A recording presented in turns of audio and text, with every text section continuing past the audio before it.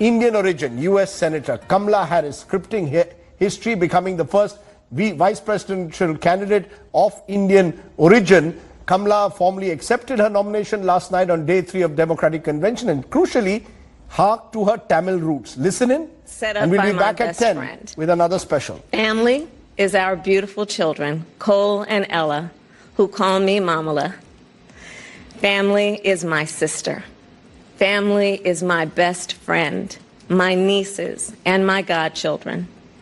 Family is my uncles, my aunts, and my chitties. Family is Mrs. Shelton, my second mother who lived 2 doors down and helped raise me. Family. Coming to the kitchen. That's this is so nice. Are you stressed for making Indian food? Oh my God, you do it at a taster's. Oh my, you have no idea. This is how my mother kept all of her stuff. It literally was how my mother kept all of this stuff. It's so funny. We have a very special guest. Very special. Senator Kamala Harris. Hi guys. Wait, so here's what I want to know. Okay.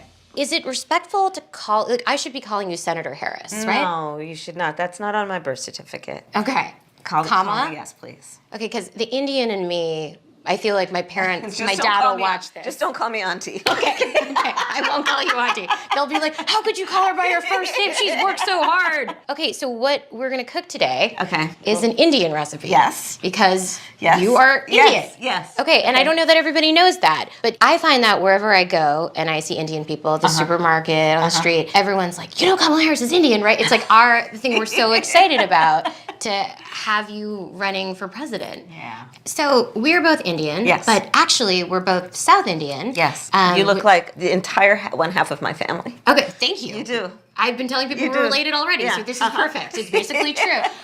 And so were you raised eating South Indian food? South Indian food. Lots of rice and yogurt, potato curry, dal, lots of dal, idli. Yes, Italy. That's a deep cut. Okay, so what we're cooking today is 2 things. One of the South Indian staples is dosa, which is kind of like a sourdough crepe. And then we're gonna make a potato curry, which is the traditional accompaniment. So I printed out, so Where did we're you doing get it this the recipe? old-fashioned way, which is I printed out a recipe from the internet. Okay, I'm ready.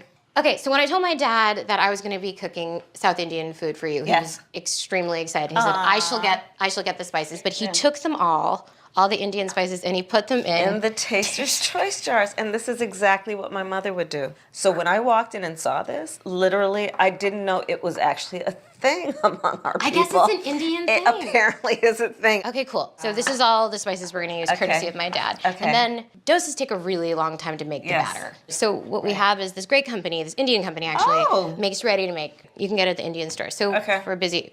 It's dripping. Okay. It's It's dripping. Okay. So South Indians, it's vegetarian. It's all vegetarian. So when we were growing up and we'd go to India, and my grandfather was a little mischievous. So my grandmother, of course, was like strictly no, nothing. If it had a mother, it was not getting eaten. And if my grandmother would go out of town, my grandfather would then, he'd get very mischievous and he'd say, okay, let's have French toast. Because of course that has an eggs. egg. So when I would go and visit my family, obviously no meat. Even the dog would eat rice and yogurt. Yeah, the dog would eat rice and yogurt. And the dog would like the rice and yogurt. Very good Hindu vegetarians. But then I'd get older, cool cousins who would take me out on their motorcycles, and we would all split like a lamb burger. Right. Because fast food, but like no beef or anything, obviously. But we would have lamb burger, and then we couldn't tell any of our grandparents about it. That's a fine shop. Right. Okay, Senator Harris, I say this with respect. You're kind of a show-off. It's like, meanwhile, it's taken me 20 minutes to do this much of ginger. Okay, what can't she do? You got my vote.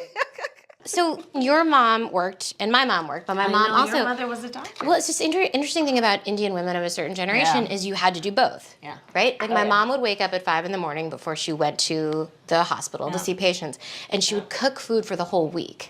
Oh yeah, mommy did that too. And so some food that was cooked, dinner food was cooked at 6 a.m. And then she would leave, and then so all of our food was cooked, and we of course didn't understand. We're like, we want to go to McDonald's, but there is this a 4-course Indian meal for us, even if she wasn't there to eat it with us. And it was that kind of a thing that was completely normal when you're the children of professional immigrants. Listen, this is how it was, because we would often come home from school before our mother would come home from work. And then and there was always fresh baked cookies. No. Or always. Oh my gosh. So all of that stuff, like everything was from scratch. And this is why maybe I've become, hopefully not a snob about food. Someone who can cut up onions like that. Like we're on a cooking show. But I take it very seriously. Yeah. How old were your parents when they came over? My parents were, I think, almost maybe late 20s, like 28, 29, really? 30. Yeah. See, my mother came when she was 19. Wow. By herself. No way. Wow. My grandfather was very progressive, and she wanted to study science. My mother's father was the same way. And this is the thing that's really interesting, because people have these stereotypes and actually misconceptions about who Indians are. I mean, at least I can speak about my own experience, and you have a similar experience, sounds like, where, my grandfather was very progressive. Like, his daughter wanted to go and do that, and he was like, go ahead. My pre-made dosa mix that thousands of Indian women around the world are gasping that I'm using. I'm just gonna put some oil in the pan. Okay. Now, would your family, would they do the thing where they took the paper towel and spread it around, or do they just leave it like this? Yeah. I just want to let you know that I'm really stressed about doing this since you're... Thank you for coming. My grandparents lived in Besanagar. Yeah, actually, They were in... my family lives there. Yes, I would go and take walks on the morning on the beach with my grandfather. Yeah. My mother drank Taster's Choice coffee every morning, so I guess... And we recycle everything, of course. Or in the White House, I can come and cook you a meal. Thank you so much for cooking in my home with me. I'm so glad to be with you. I'm so honored and excited to vote for you. God, you're the best. Asian Americans are the fastest growing population here in North Carolina, and among that, Indian Americans are driving a lot of that growth right here in the Triangle, drawn to the tech, science, and medical fields. Now, some are hoping to see Kamala Harris make history as the first South Asian in the highest office in the country. Presidential. Inspiring. Gutsy. Strong. Simply awesome. That's how this group of Democratic volunteers at Mona Singh's house in Cary described Kamala Harris, saying knocked doors in Wake County for Biden in 2020 and was even there to greet him at RDU after the debate. She respects his decision to step down, but says since Kamala Harris took the top of the ticket, enthusiasm has skyrocketed. You will not believe how many volunteers are actually coming to us and telling us that they want to be knocking on doors with us. Motivated by issues from healthcare. They should have free healthcare in this country. We definitely can. People are suffering. To women's rights.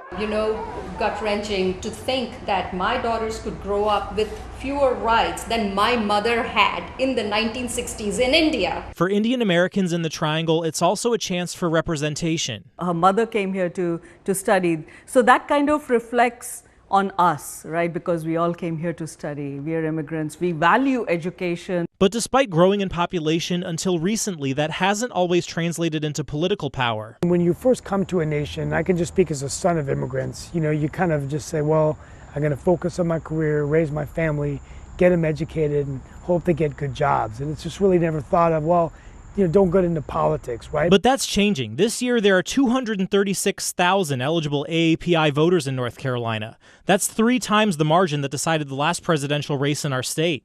Now, with a chance to make history. Lots of little girls are going to be looking up to her. Make them proud. And it's not just the Democratic side with some South Asian representation. Usha Vance, the wife of Republican vice presidential nominee J.D. Vance, is the daughter of Indian immigrants. She gained support among local delegates to the RNC. We also have the link to our coverage of that story at abc11.com. Namaste, Trump. It was there that the U.S. president addressed a rally of nearly 100,000 people at a stadium in the city of Ahmedabad.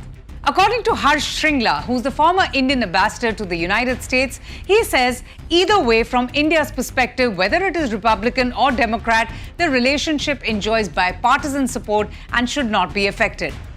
Since ties with New Delhi are viewed favorably by both parties in Washington, there would perhaps be very little impact on the relationship regardless of which party wins or the candidate's Indian roots. Interestingly, both Harris and Usha Vance, the wife of Republican vice presidential candidate J.D. Vance, has also links to southern India. Vance belongs to a family of renowned academics. Harris, who has garnered the backing of enough delegates to secure the Democratic nomination, is viewed as a role model in her mother's ancestral village. Kamala Harris, who visited that village as a 5-year-old, recalls her walks with her grandfather on the beach of the city of Chennai, where the family later lived. However, she hasn't really been back since then and since becoming the US Vice President. Interestingly, it was Republican Party leader Vivek Ramaswamy who recalled how Kamala Harris leaned onto her Indian American identity when she ran for office in California, adding that she wears this different identity only when it's politically convenient on national stage. He further claimed that Harris all of a sudden made a turn in her identity and now wants to be known as black. Well, the impact of a potential Kamala Harris presidency would be much greater for American politics. The fact that she was vice president did not really have a substantive impact on India-US ties, but regardless of who wins, India-US ties is expected to grow over shared concerns and issues. There's a family feud on the Democrat side. Oh, gosh. Do you remember when Kamala Harris, she had that radio interview with Breakfast Club? It was released. We talked about it. She admitted that she smoked pot. When they asked her if she was pro-legalizing marijuana, she said, of course I smoked marijuana. Half my family's from Jamaica. Are you kidding me? Well, her own father had a problem with that. But listen to what she said on the Breakfast Club. They say you oppose legalizing weed. That's not true. I know. and look, I joke about it, half joking. Half my family's from Jamaica. Are you kidding me? Have you ever smoked? I have. Okay. Like I inhale. I did inhale. Okay. It's really hysterical for the former attorney general of that state to talk about doing something illegal, laughing about it, giggling about it, and trying to get some traction for it. Among the people that were upset by it, her dad. Donald Harris from Jamaica, an economics professor at Stanford University, says this: my dear departed grandmothers, as well as my deceased parents, must be turning in their grave right now to see their family's name, reputation, and proud Jamaican identity being connected in any way, jokingly or not, with the fraudulent stereotype of pot-smoking, joy-seeking, and in pursuit of identity politics. Man, what a blast at his daughter who wants to be the next president. No kidding. He added, and he had sent this statement to Jamaica Global Online. He said, speaking for myself and my immediate Jamaican family, we wish to categorically disassociate ourselves from this travesty. The campaign had no comment as of yesterday. It should be pointed out that Kamala Harris's parents divorced when she was younger, and her mother raised her and her sister.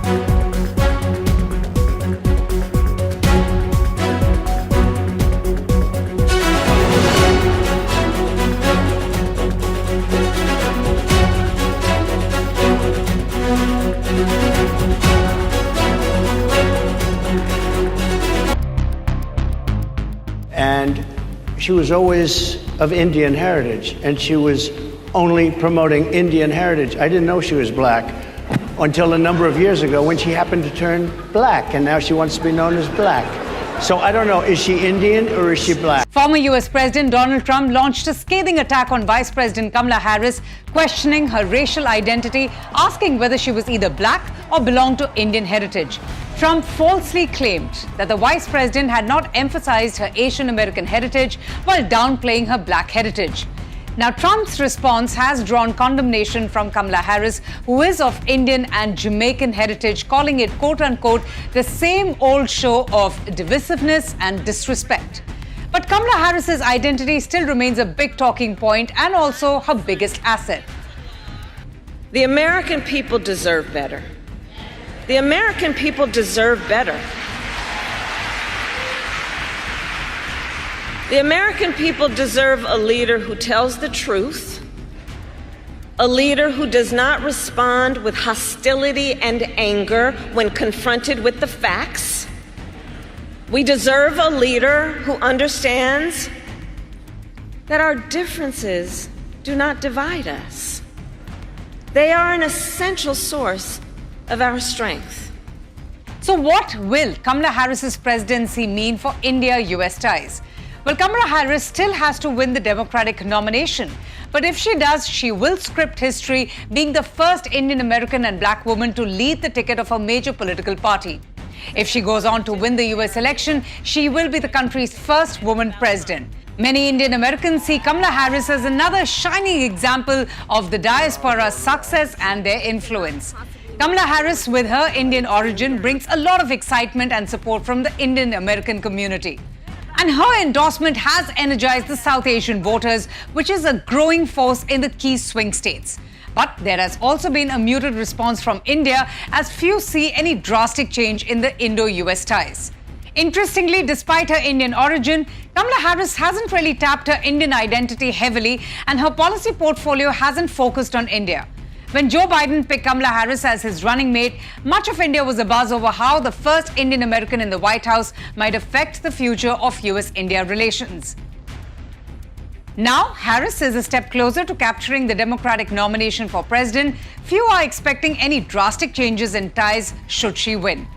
Despite Kamala Harris's well-documented Indian heritage and family links to the country, there is very little indication that her presidency would meaningfully tip in the direction of the US-India relationship. India-US relations may have improved over the years, but India hasn't really been a personal priority for Kamala Harris, who has instead focused her energy on domestic issues like abortion, immigration, or securing the US-Mexico border. Kamala Harris did host Indian Prime Minister Narendra Modi at White House last year, where she talked about her Indian heritage while praising Modi's leadership. But then she hasn't visited India during her time as the Vice President. While on the campaign trail in 2019, Kamala Harris even criticized Modi's policies on Kashmir when the Prime Minister revoked Article 370. Harris at that time had rebuked the move. Now, there is a growing concern of Kamala Harris's comments in issues related to Indian democracy and human rights, which has ruffled quite a few feathers in India. She has been seen more as an American than an Indian American. Meanwhile, Prime Minister Modi is widely believed to enjoy warmer and more personal ties with Donald Trump, who is the Republicans' candidate for the president. Both leaders have hosted each other at political rallies in their respective countries. I happen to know of her father. Someone that Jamaicans who know him and his work and his worth are quite pleased about. He is a man of great intellectual strength, and therefore it is not surprising that he has had some impact, I suppose, on her, but obviously her mother as well. I'm not quite certain that it changes much in terms of the dynamic between, say, Jamaica and the United States, or foreign countries and the United States. What it does, however, do, I think, for Biden is that it brings to the American White House someone who has been through the culture wars of the past 40 years. If she makes it to the White House, we expect that a lot of the laws, particularly with regards to racial issues and with regards to citizenship, we hope that she will bring those discussions to the fore. But nonetheless, we're proud of her as a Jamaican. Kamala Harris, the first female vice president of the United States, boasts a diverse heritage that includes significant Jamaican roots through her father, Donald Jasper Harris. Born on August 23, 1938, in Brownstown, a town in Jamaica's northern coast, Donald Harris would later become an influential economist and professor at Stanford University. Brownstown is a historic town known for its vibrant market and rich cultural heritage. It is a community that has thrived on agriculture and trade, reflecting the hard work and resilience of its residents. Donald Harris's parents, Beryl Christie and Oscar Joseph Harris, were integral members of this community. Beryl was a dedicated schoolteacher, while Oscar worked as a land surveyor and agricultural economist, contributing to the development of the local agricultural sector. Kamala's grandparents instilled in Donald a strong work ethic and the importance of education, values that he passed down to Kamala and her sister Maya. Beryl and Oscar emphasized the importance of contributing positively to society, a principle that has clearly influenced Kamala's career in public service. Kamala's mother, Shyamala Gopalan, was an Indian-American cancer researcher and civil rights activist, adding another layer of cultural richness to Kamala's upbringing. Despite the blend of cultures, Kamala's Jamaican heritage played a crucial role in shaping her worldview. She often speaks about her visits to Jamaica, where she connected with her extended family and experienced the vibrant culture and traditions of the island. Kamala's rise to the vice presidency is a testament to the values instilled in her by her Jamaican and Indian heritage. Her story is one of perseverance, resilience, and a commitment to justice, qualities that she attributes to the teachings of her parents and grandparents. As she continues to break barriers and serve as a role model for future generations, Kamala Harris remains deeply connected to her roots in Brownstown, Jamaica, honoring the legacy of her family and the community that helped shape her. Vice President Kamala Harris announced her intention to seek the Democratic nomination after President Joe Biden ended his re-election campaign and endorsed her. This has set up a potential historic bid for the first Black woman and first Asian Jamaican to lead a major political party ticket. I am honored to have the president's endorsement, and my intention is to earn and win this nomination, Harris said in a statement shared on X. I will do everything in my power to unite the Democratic Party and unite our nation to defeat Donald Trump and his Extreme Project 2025 agenda, Harris continued. Don't take your eyes off this presidential campaign. It's moving fast. This weekend, Vice President Harris is holding meetings with her potential VP picks as an announcement is expected in the next few days. For his part, Donald Trump is speaking at a campaign rally in Atlanta this hour, hoping to regain the momentum the Harris campaign has stolen from him. He's also ditching the next scheduled presidential debate on ABC on September 10th, saying he's accepted a home turf debate on Fox News on September 4th.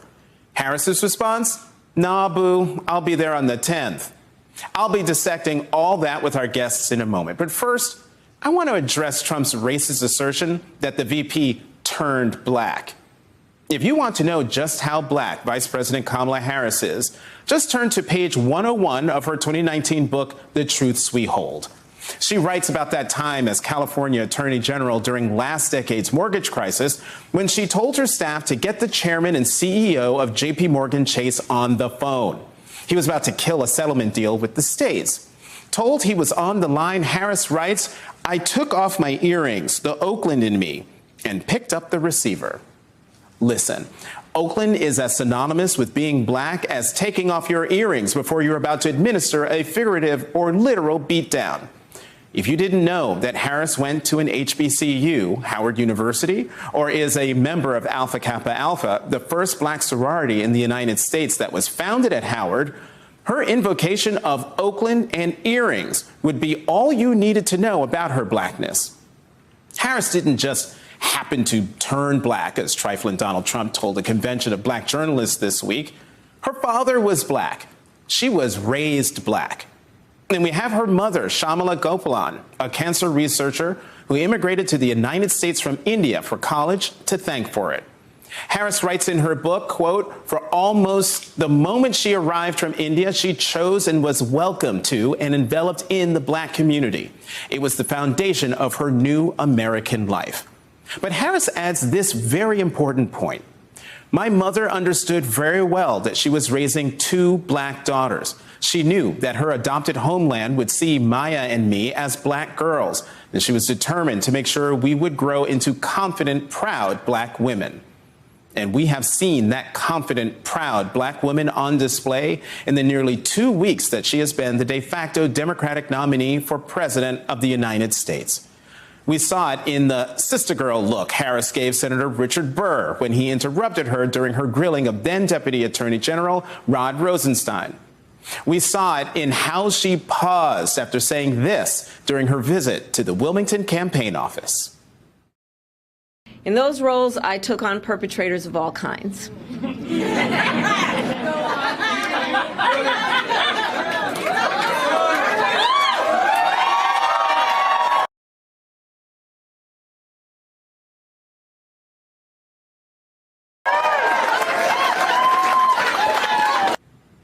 And we heard it and saw it in Atlanta this week when she looked directly into the camera and challenged Trump to debate her next month. If you've got something to say it to my face.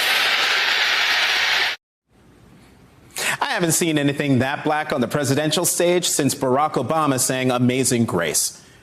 Donald Trump is so flummoxed by Harris that he's trying to wield her race and gender as weapons against her, as if they are some kind of disqualifying weight for her to bear. And that's rich coming from a twice impeached, 4 times indicted, convicted on 34 felony counts former president who was also found liable for fraud and sexual abuse and indicted for trying to overturn the 2020 election. Oh, and steal national security secrets. If you've noticed, Vice President Harris spends little time addressing Trump's racism and misogyny. That's because Vice President Harris is not running to be the black president or the Indian American president, the woman president, or even the black woman president. She's running to be president, period. Harris is not about to let the foolishness of a mediocre and entitled white man who thinks he's better than she is deter her from her goal. And that's as black as it gets. It's me, Demetra K of The Demetra K Show here on YouTube and a proud contributor of the African Diaspora News Channel. If you could please do me a favor and subscribe to all channels and like this video, I would greatly appreciate it. So just the other day, Vice President Kamala Harris took herself to Columbia, South Carolina and said the following. Check it out. I was there with Jay Moore and Charlemagne the God, and I was about to head out of town to meet my family and cook for Thanksgiving. I won't mention where I was going, but where I was going, I knew I was not going to be able to find the kind of greens there that I could get here. And so, yes, that was me in my suit and heels, walking through Charleston International Airport, carrying 2 big plastic bags full of fresh South Carolina collard greens. It's a true story. And yes, as I walked on the plane, there were a few people who gave me the look and the nod.